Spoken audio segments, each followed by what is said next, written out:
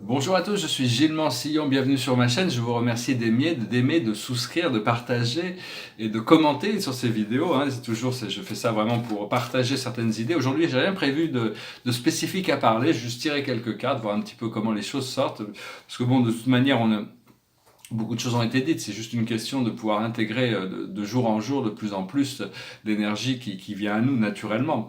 Le tableau derrière moi, c'est le troisième tableau de cette série sur les 100, maintenant on est dans 150 planètes principales du système solaire avec les noms et les symboles.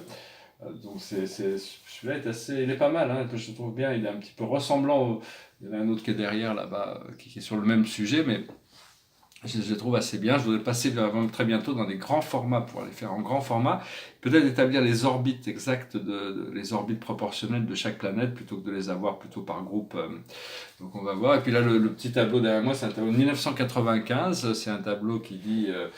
C'est un hommage à Charles Baudelaire. Ça dit: Mon enfant, ma sœur, songe à la douceur d'aller là-bas vivre ensemble. Aimer à loisir, aimer mourir au pays qui te ressemble.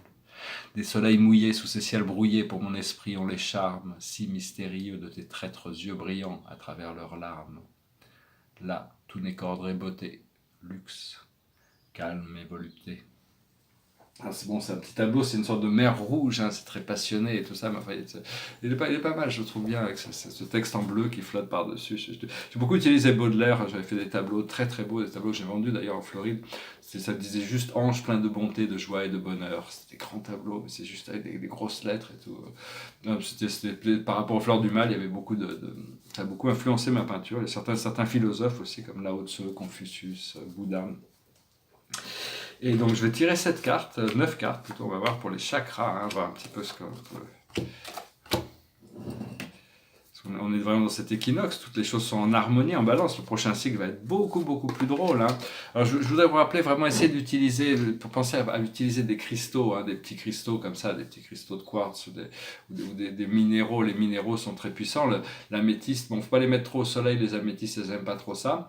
Mais l'améthyste, c'est vraiment ça nous assiste dans l'habilité d'allumer notre flamme violette à l'intérieur. C'est un pouvoir très important de travailler avec cette flamme violette. C'est essentiel, hein, pour transmuter toutes les choses à l'intérieur de nous, d'envoyer partout toutes ces choses qui peuvent être discordantes, qui créent des discordances à l'intérieur de nous. Parce que les choses discordantes à l'extérieur ne sont discordantes parce qu'elles créent des discordances à l'extérieur de nous. Sinon, c'est juste un effort de service pour assister à la transmutation. Et les cristaux blancs aussi, bon, parce qu'on a cette flamme de l'âme, elle change tout le temps. Elle est comme une flamme. Hein. C'était Héraclite qui considérait qu'on était comme des flammes, ou même Thoth, le maître de sagesse, qui explique aussi ça. C'est-à-dire, on est cette flamme. Et cette flamme, elle change tout le temps. Elle est jamais pareille d'un jour à l'autre. Elle a différentes couleurs. Elle est une flamme. C'est pas fixe. C'est quelque chose qui bouge. Et donc elle peut aller du noir au blanc, mais c'est pas la pureté de notre corps physique qui fait qu'elle est noire ou blanche, c'est la pureté de nos intentions. Quelles sont nos intentions? En passant par toutes les couleurs intermédiaires, il faut arriver à travailler, bon, pas travailler dans le noir, hein, mais quand les gens qui sont dans le noir, c'est-à-dire qui ont des extrêmes, des intentions extrêmement égoïstes et qui vont contre tout le reste du monde, bon, c'est parce qu'ils n'ont pas le choix, ils sont prisonniers dans cette fréquence. Donc envoyez-leur la lumière blanche, la lumière violette, la lumière rose, pour qu'ils puissent essayer de s'élever. Mais enfin bon, on ne peut pas changer les natures des gens, chacun est venu avec une mission d'âme.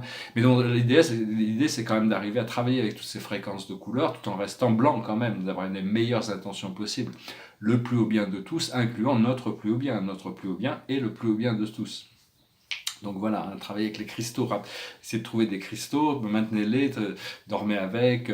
Il faut travailler longtemps avec un cristal avant qu'il puisse commencer à communiquer, mais de temps en temps, il faut les nettoyer, hein, dans l'eau. Certains sont bon. Après ça, il y a des livres qui sont déjà, il y a des gens sur les propriétés énergétiques des minéraux. Il y a toutes sortes de livres, de vidéos, de fausses documentés. C'est pas à chacun de trouver sa voie. Mais enfin, je conseille de travailler avec les cristaux. Toute la technologie du futur sera basée sur les cristaux. C'est eux qui vont pouvoir nous révéler toutes ces choses merveilleuses.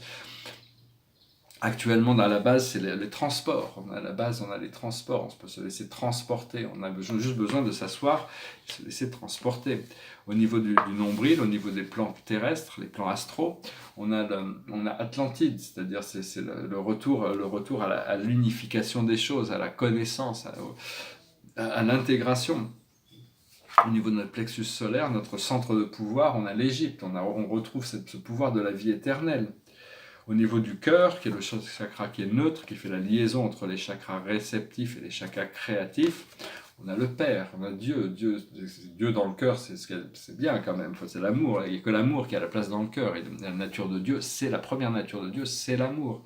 Et donc il faut se laisser guider par notre cœur, même si notre ascension, le portail de l'ascension, c'est vraiment le 6e et le 7e chakra, parce que c'est ce qui va ouvrir sur le corps de lumière. Mais il faut rester en contact avec son cœur, parce que le cœur est directement connecté à l'univers du Créateur, à l'univers de la source. C'est à travers l'amour inconditionnel c'est la seule manière de connecter avec Dieu.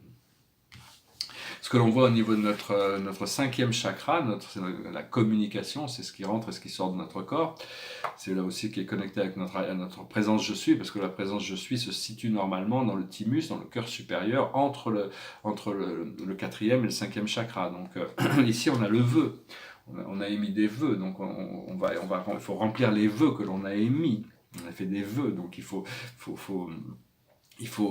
essayer de comprendre nos plans d'âme et puis s'aligner avec, essayer de suivre le plus possible.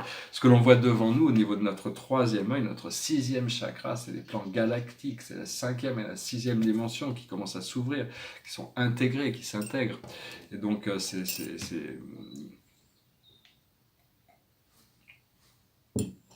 un grand bonheur, il faut continuer à travailler avec ça.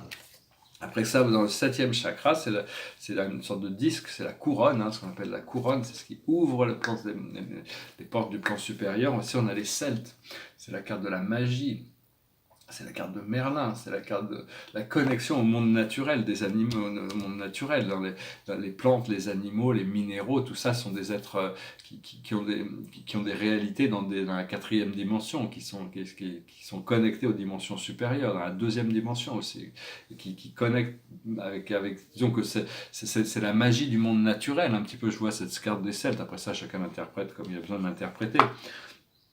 Au niveau de l'étoile terrestre, c'est-à-dire c'est un chakra terrestre, c'est ce qui nous connecte à la planète en dessous de nos pieds. On a la figure d'autorité, c'est-à-dire la Terre va nous donner plus de pouvoir et d'autorité. En tant que travailleur de lumière, la Terre a besoin de reprendre des consciences, et donc elle a besoin de l'autorité divine que on peut amener dans le programme pour assister la transmutation de la Terre. Et au niveau de l'étoile de l'âme, on a le guérisseur. Donc tout ça, c'est coordonné, c'est en coordination, c'est une question de timing. Après ça, on doit trouver les moyens d'accélérer le procédé. L'accélérer le procédé, c'est lâcher prise sur l'ancien, c'est ça qui fait accélérer le procédé. Voilà, j'espère que ce message aura été intéressant pour vous. Je vais voir si je peux chanter une chanson. Je vais chanter celle-là. C'est des chansons de Louis Armstrong. Je passe like this. I see trees of green, red roses too. I see them bloom for me and you. And I think to myself, what a wonderful world.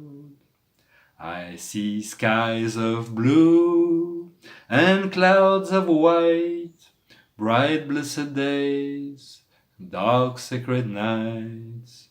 And I think to myself, what a wonderful world. The colors of the rainbow, so pretty in the sky, are also on the faces of people going by. I see friends shaking hands, saying, how do you do? They really say, I love you.